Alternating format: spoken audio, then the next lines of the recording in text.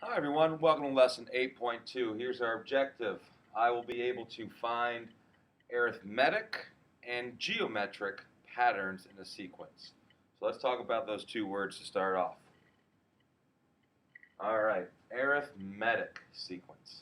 A sequence in which you add the same number. So this is arithmetic because I'm adding 7. So 7 plus 7 equals 14. 14 plus 7 equals 21. 21 plus 7, I'm already getting bored with listening to myself. So this pattern just continues to add 7 as you go along. Geometric is a little bit different.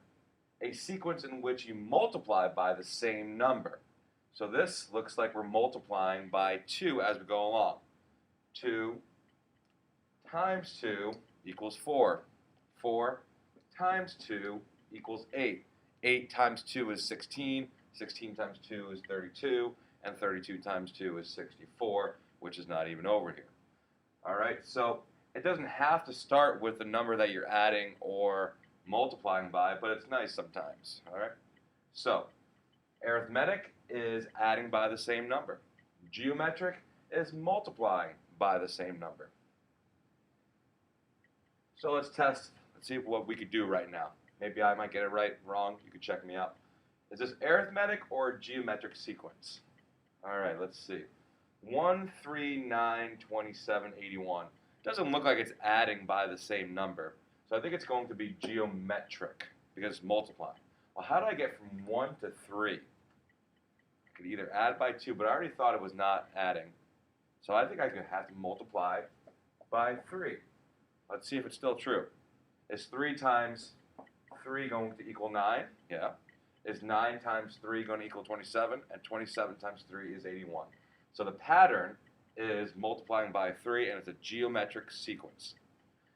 All right, over here I have 4 and 5 tenths, then 5, 5 and 5 tenths, and 6, and then 6 and 5 tenths. It looks like I'm adding 5 tenths as I go along, or a half, whatever you want to say. So this is going to be arithmetic because I'm adding the same number. I'm adding by 5 tenths, or you can consider it adding by a half.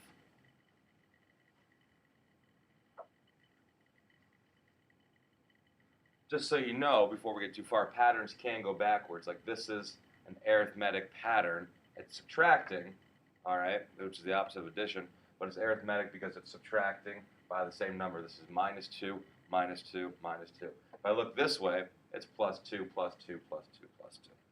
All right? All right, now we moved on to something a little bit, might sound a little complicating coming up, but it's basically find the rule. All right, so what is the pattern? So my first spot, and it says position. Let's just say, I don't know, you're somewhere. My first position, the value is worth 8. Then the second spot, it's worth 16.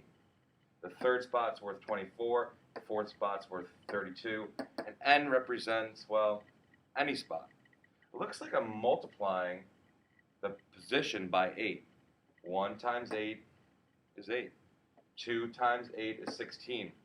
3 times 8 equals 24. 4 times 8 equals 32. So if I were to ask you what the fifth term is, let's say n equals 5 right there. 5 times 8 would equal 40. Let's say that n would equal 10. Ask yourself right now, what would the value be worth? If I got up to 10 and my rule is multiplying by 8, it would simply be 10 times 8. So when I get all the way down here, you can't even see me anymore, to the 10th number position, the answer or the value would be 80. Now this is what's in your book. It might sound really confusing, but let's break it down a little bit. This is what you're going to have to do tomorrow in class with me. Use an expression to describe the value of each term as a function of its position, then find the value of the 8th term. Holy cow. So basically, we have to write an expression that explains this chart. All right, so at position 3, the value is 7. How do I go from 3 to 7? I know I could add 4. Let's see if that's true. How do I go from 4 to 8? Well, I could add 4 or multiply by 2. Well, if this one's adding 4 and that one's adding 4, let's see if that continues. 5 plus 4 is 9, 6 plus 4 is 10. So I think I could think of the expression right now. Whatever n is, so here's my expression, whatever n is, I'm going to simply add 4 to it. So there's my expression. This is a two-part question. Make the expression, then find the value of the 8th term.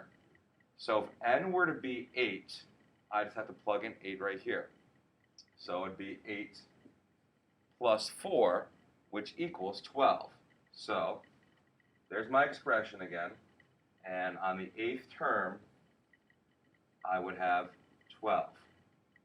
The 7th term, which would have been right here, I would have had 11.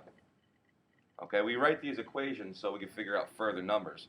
What would the 100th position be worth? What would the value be worth? It would be just 100 plus 4, which is 104.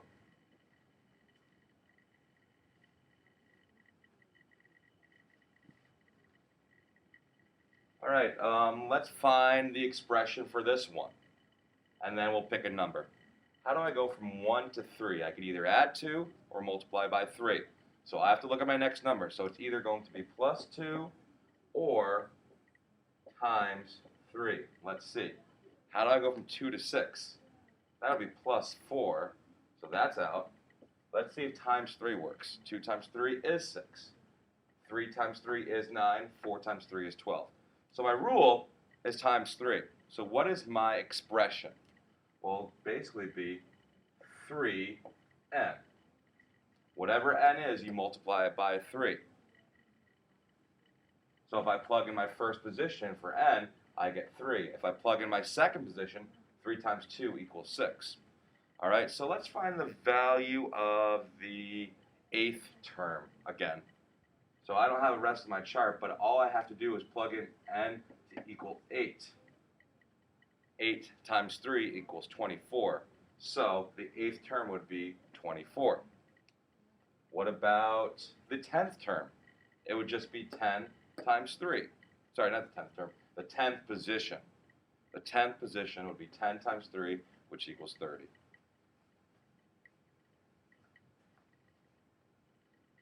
All right, now it's your turn. We just have one. Do we have 2 questions here? Yes, we have 2 questions. We have an A and B, but they take 2 pages, so you might need to pause the video or whatnot. Describe the relationship between terms in the sequence 13, 26, 52, and 104, and then give the next 3 terms in the sequence. All right, so if it's geometric, it'd be adding by the same thing. So from 13 to 26 is plus 13, but 26 plus 13 is not 52. So this must be multiplying by the same number, which is geometric. So it's 13 times what? It's 26. 26 times what? It's 52.